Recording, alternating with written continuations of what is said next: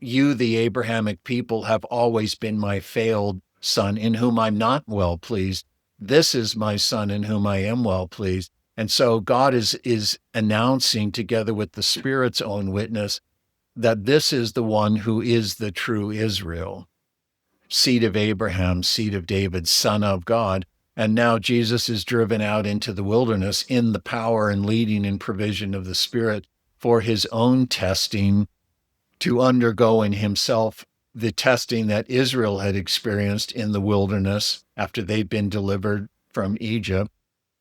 And whereas Israel had failed in its test of sonship over those 40 years, Jesus succeeds. And so the Father's own testimony concerning him then is vindicated.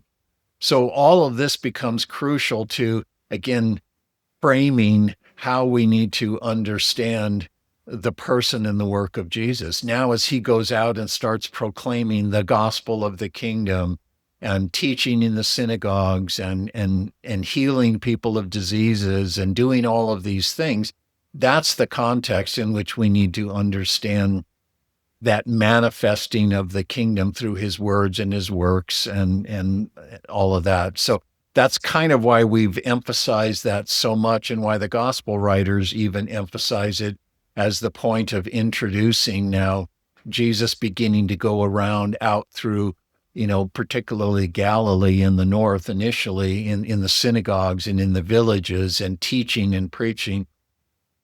And once again, I mean, maybe one more point that I can add to this, and this, I guess we're kind of getting at the first two questions in all of this, but just to emphasize again to our viewers and our listeners, all the gospel writers make Jesus' public ministry be about manifesting, proclaiming the gospel of the kingdom.